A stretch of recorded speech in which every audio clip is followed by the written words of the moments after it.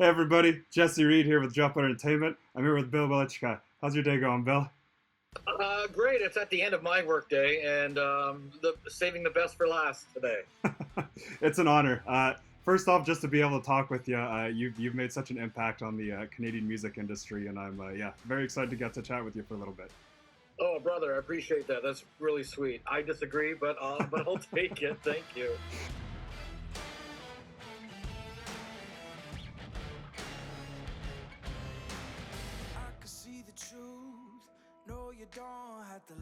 I've got questions leading right back into our startup here. So you got a brand new book, The Happy Hasb. I was going to talk about the happy part first, but let's talk about the has-been part since that was how you started the interview a bit.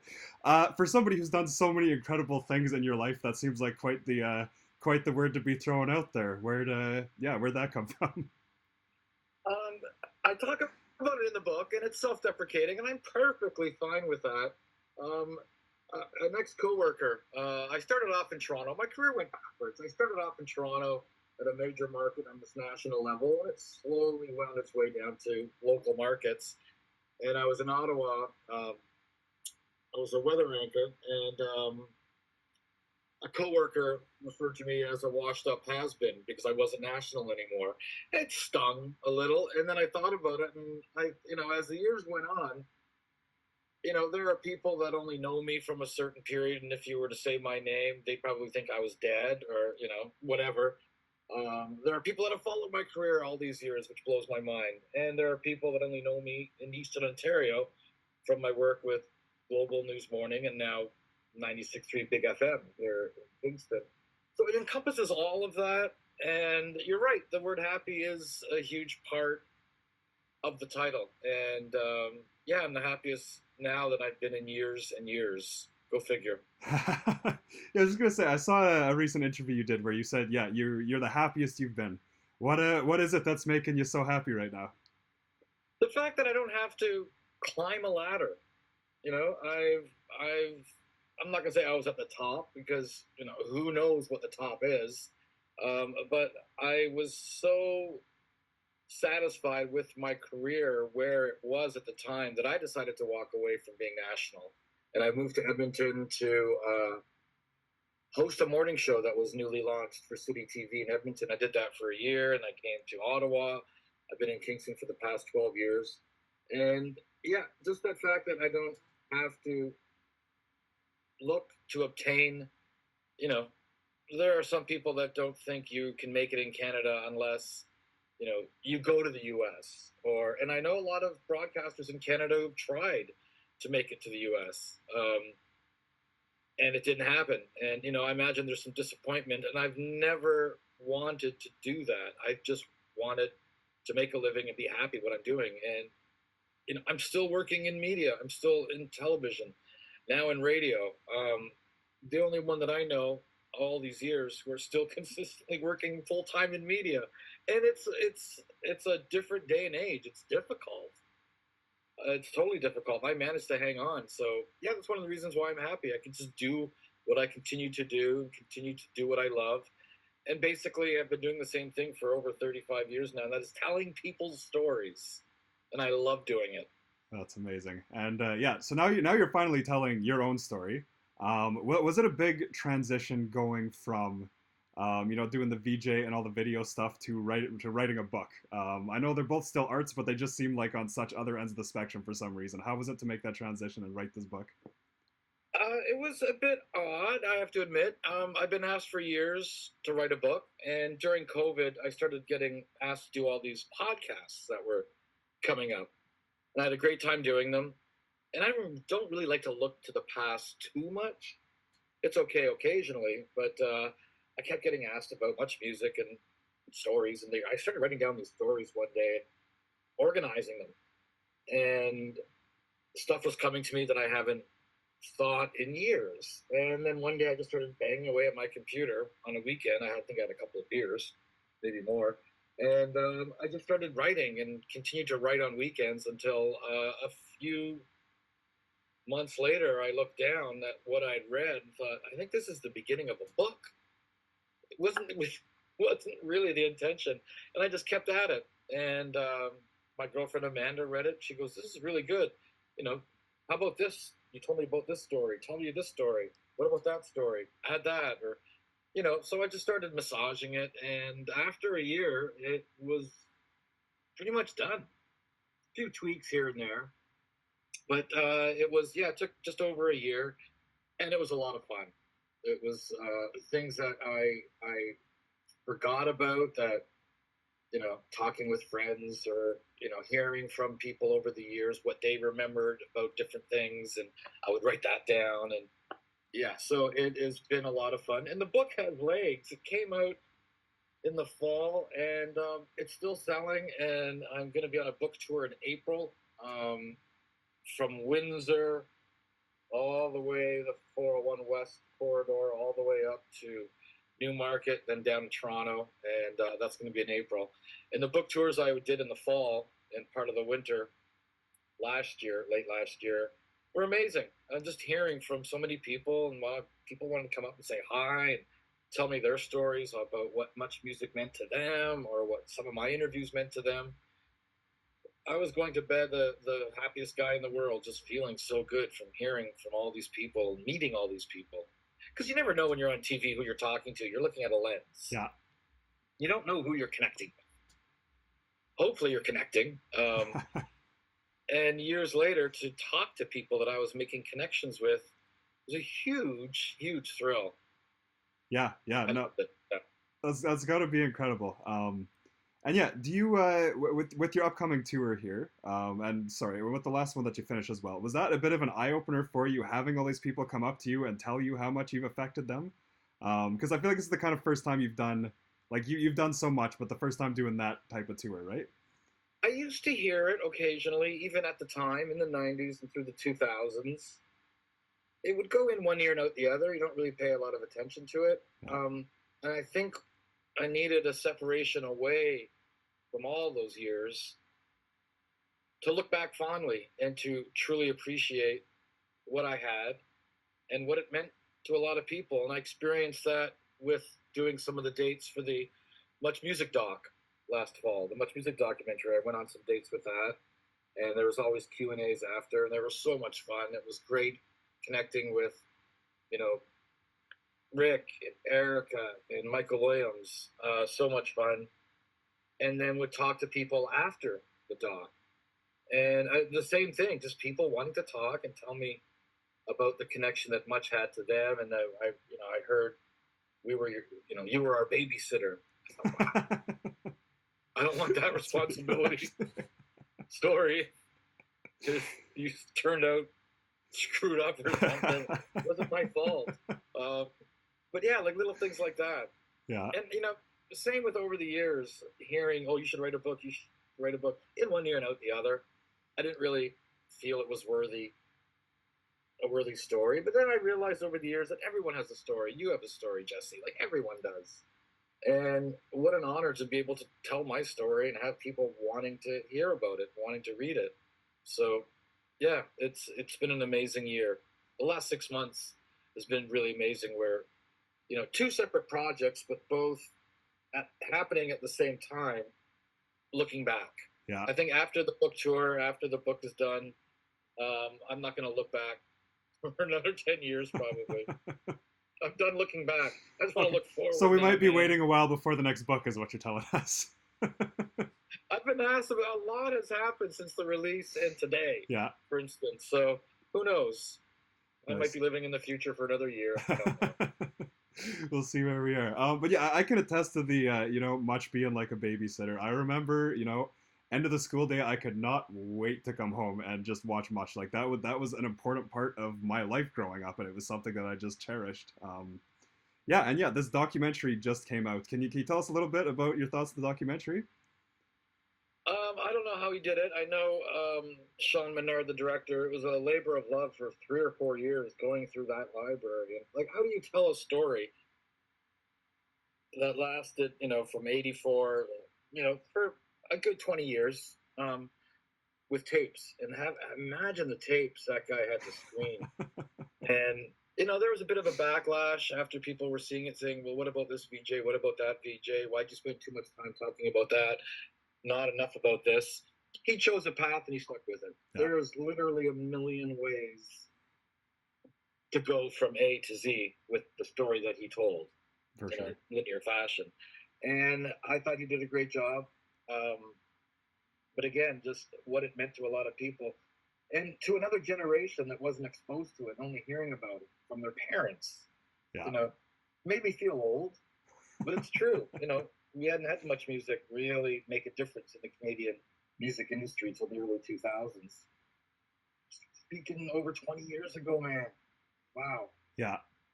A lot can happen in 20 years, too. Absolutely. Absolutely. And I saw So your. thank God this documentary happened. And it, you know, the way I say that and the way I speak about it in a loving fashion, some people are talking about my book that way again, which blows me away. It brings back a lot of memories to people. Yeah. Yeah. How was it for you just having some of these memories? Did you get, the tingle going back up your spine as you were recounting them, or how much emotion went into rediscovering all these kind of memories? I knew full well at the time I had the best job in the world. It was a job, but nonetheless, it was just a lot of work. So a lot of work holding up a microphone, talking to Mick Jagger. No, I didn't even hold a microphone. They were lav mics. You know it at the time, but you're trying to get the best possible product out. Yeah. And I was trusted to do that, and I had the pleasure of doing interviews. And I love television, and I do a lot of behind the stuff, and I always have. So I would produce and edit my own hour specials in which I was doing the interview as well. So I love television, and I still do, but I love having my, being involved in every aspect. And at the time, it was a great job. But it's not until years later, and I talk about this in the book, these perfect circles that I had, where, I grew up loving Led Zeppelin, having Led Zeppelin posters in my room as a high school student, or Iron Maiden or Ozzy patches on my jean jacket, or the Cure t-shirts, or whatever. A lot of music heroes that I had growing up, a lot. And I managed to interview and spend time with every single one of them, and many more. And yeah, again, what a huge, fortunate position to be in, because I was never the cute one on Much, or the wacky one, or political one.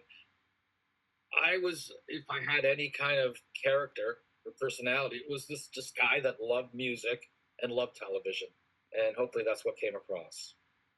Amazing. And I still do. Yeah. Nothing's changed. That's amazing. Yeah, like But over your career. I would go home and watch MuchMusic. It started in '84. I was in high school at the time. Yeah. And it was brand new. And yeah, my friends and I would, go home to watch MuchMusic, and we talk about the videos we saw on TV the day before. And to young people now, that might seem kind of weird. Well, you want to watch a video, just go to YouTube. Yeah. Go to the artist website. We didn't have YouTube. We didn't have the web. Yeah. We had to rely on music television to tell us what was new, and, what was cool. Yeah. It was a great time. Yeah. A lot has changed. I saw too. So you started with Much in 1992, right? I was on the air in '92. I started off as an editor actually in '88, but yeah, I fell into the on-air stuff. That's around cool. '92. How did you get from editor to on the air? I was editing a country show at the time. We had a country show, Outlaws and Heroes, that I was a big country fan at the time. In college, I went from heavy metal and alternative to country. Okay. It was a genre of music I'd never been exposed to, and fell in love with it in '86, my first year of college. And then I started at Much and realized we have all these country music videos coming in to the station, but nowhere to play them, really. Yeah. And so I submitted a proposal for a country show, and ended up going on the air. So I started working on it, and started off editing and helping program some of the shows. And the host at the time, Denise Donlin, went away on mat leave. She asked me to take care of the show for her as a working editor, taking care of the show while the host was gone.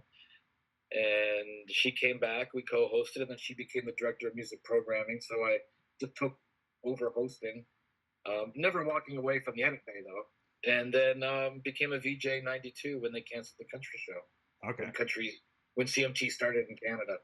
Right. But I was scared to death that first week. Wait, I'm just trying to Alan Jackson videos and interviewing Garth Brooks, and now I have to interview the Stone Roses and throw to Oasis videos. Is the audience going to believe that? I was more worried about it than the audience was. Yeah. That's because I love all kinds of music, and I think that's changed it. Yeah.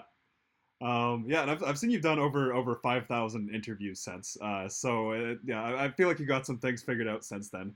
What would you say is like the biggest lesson you learned about, you know, just doing a good interview in that time? Oh man,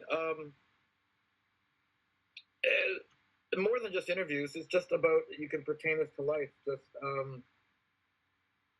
I think the idea of being grateful, I think, is very important for people, and also, you know, we do put celebrities on pedestals. I do.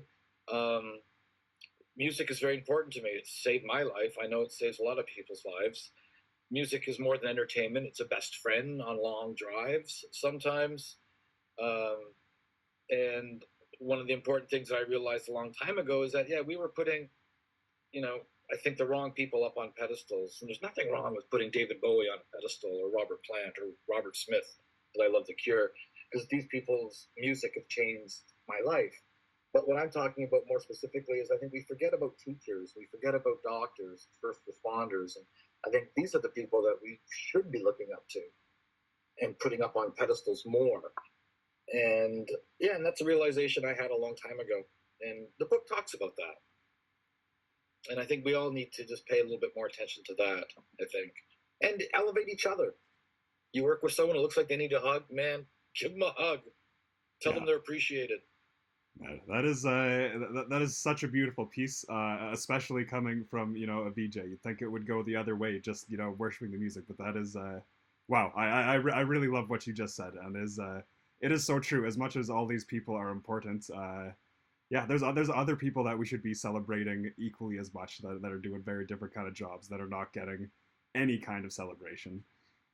But again, I'm not taking away from entertainment because, man, it's needed more than ever a day like this. Yeah. And what you're doing is providing a nice distraction from people's troubles as you're introducing new music, hopefully things that they will get off on, and it'll provide some semblance of escape for people. But I appreciate what you said. You know, it's almost, I've worked with enough egos over the years that I certainly don't want to come across as ever having an ego. Yeah, and I think part of that is just to appreciate people around you and to elevate others, not so much trying to elevate yourself.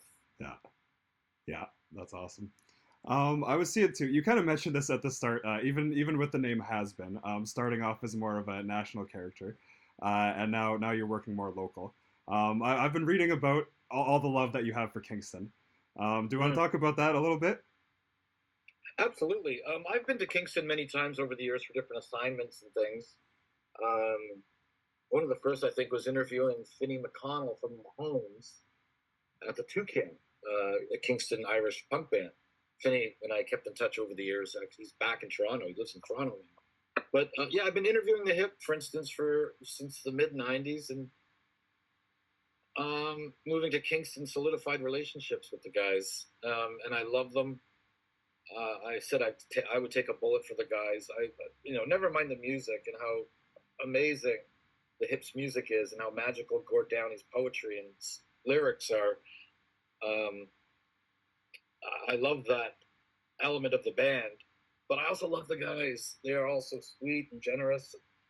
They do a lot for charity, so much that a lot of people don't know about. And you know, when I asked Paul if he wanted to write the forward to the book, he said yeah, and I needed it, and he turned it in like 2 days later, and I cried when I read it. I was just talking to Rob Baker a couple of weeks ago. We were supposed to do dinner, and then we couldn't, so we'll do it in February again. So just that fostering of the relationships with the guys, and you know, I've never told them I'm a big fan. They might, I think they know, but that would be weird because I consider them. You know, I'm a fan first and foremost. Yeah. Relationships with the boys in the Hip and their families, different part of my world. Yeah. Nice, nice. And I saw. So we talked about the Much movie, but there is a movie about you coming out, right? Or I saw at least loosely based. I'm so curious what that means and what's coming up. This is bizarre. Yeah, this Friday is a table read. Actually, we shot some of the script, some of the scenes, the past 6 months. The Kingston Canadian Film Festival, March 3rd. There's going to be a table read with myself and the principal actors, and it's a concept I've never heard before. Be a live studio audience for a table read of the script, and then they'll go to the scene on the big screen of the scenes that were done, and then come back to the table read of the script, sort of to show the film in progress. That's cool. And it was the director, Jay Middaugh, Kingston filmmaker, did a movie about 12 years ago called Live in Kingston, and there was a dramatic thread through this film. It had the storyline, but what brought the film together were Kingston bands performing live, and the real bands, real performances, but there was a dramatic sort of storyline going through all these performances. He found out about my book. He loved the concept of what was a national star, celebrity, moving to a small town, and how it must feel that he doesn't have that national presence anymore. And he wrote this fictitious, hilarious script about me in this parallel universe where I'm trying to get back into Toronto. And that's the furthest thing from the truth. I love Kingston. I'm not moving. But I read the script and I thought it was hilarious that I get to take a piss out of myself. And so basically what this film is me trying to get back to Toronto to be a big star again. But I'm working on a demo reel, interviewing Kingston bands and seeing performances for my reel. But these will be real interviews with real Kingston acts, real Kingston musicians. And the script is hilarious. So there will be a table read. We have a rehearsal next week, and then I've done some acting, never anything serious, but I basically play an asshole version of myself, and it's funny. And at the end, of course, I realize this is home. I'm staying. Yeah. Oh my gosh, so, that is very, very flattered. He thought my life was worth a film treatment. So we'll see how it goes. It should be as part of the Kingston Canadian Film Festival next year. It'll debut. Okay, that's awesome. What a meta kind of idea. That's so much going on. Yeah, I know. How do you explain it to someone? I play myself. I play myself, but not really. Yeah, play myself doing the opposite of what I'm trying to do. Yeah, so that's funny. I just saw the Weird Al movie recently. It seems like kind of that vein where it's like based on a real person's career, but not the real story at all of what happened. Well, the first scene we shot for the film takes place. There's a scene where I get into the wrestling ring and I don't know I'm supposed to be in the ring with a wrestler. I thought I was doing something else. I don't know. And then the guy actually suplexes me in the ring. And it was done during a real wrestling match just outside of Kingston with some WWE legends. And so I actually got suplexed for the film. Oh my gosh. Yeah. This is amazing. So the pain of me rolling around on the ring, you'll see on the film, is actually pain. Me rolling around. Oh my gosh. I hurt myself. Okay, well, I'm excited to see what is going on with this movie. That sounds incredible. Yeah, it'll be fun. Okay, I'll let you get running pretty soon here. I got 2 questions left for you. Absolutely. First off, for the book tour, is there any stops or anything that you're particularly excited, or any just cities themselves to see or visit again? Well, it's funny one of the things I realized for the book tour I did in the fall is I have friends in every city. I didn't know that, but friends that I haven't talked to in 10, 15, 20, 30 years since high school were coming out. and saying hi, or someone I might have met at a concert years ago or something. So that's been a lot of fun. Um, there'll be an impromptu reunion when I do Richmond Hill, because there'll be a little bit of a reunion after. Some friends have organized it. Nice. So I'll see some friends from high school that I haven't seen since the 80s, Wow. part of this book tour. But the amazing thing is Tourism Kingston is sponsoring it. And so they're giving me, they've created, this is so cool, the Tragically Hip, here in Kingston we have the Tragically Hip Way. It's a block, it's a sign, a street sign. Yeah. It's a real street. And so they've gotten little patches made, little green and white patches like a street sign, saying the Tragically Hip Way. So between you and I, Jesse, anybody who's going to come up and say hi, and I could tell they're a hip fan, I'm going to hand them a patch. That is awesome. Yeah, little surprise. That's such a cool little like the street by itself is such a cool thing. I feel like that's what a unique patch. Has the band, has the Kingston part of it. That's a pretty awesome walkaway. Yeah, that is so cool of Tourism Kingston to do. I love that. Awesome, awesome. Yeah, sorry, I was gonna ask you too about Paul right in the forward. You mentioned you cried when you read it. Before we go, can you just kind of recap that a little bit, like seeing this forward, from one of the members of Canada's most iconic bands in the front of your book? Just how was that? It almost reminded me that how lucky I am. We tell people we love them only when they're close to death in some cases. I'm talking about friends. Yeah. I've made it a point a long time ago to tell my friends I love them all the time. And it almost felt like I was dead and attending my funeral and eavesdropping on what people are going to say about me in some cases, talking to people on this book tour. And that's one of the things that I got from Paul's words. It's like, man, I didn't know that you thought those things, and it's like, how beautiful. Everyone should write a book and get other people to write forwards for them to just hear how much they're appreciated. And again, I'm a Cancer, so I'm sensitive anyway.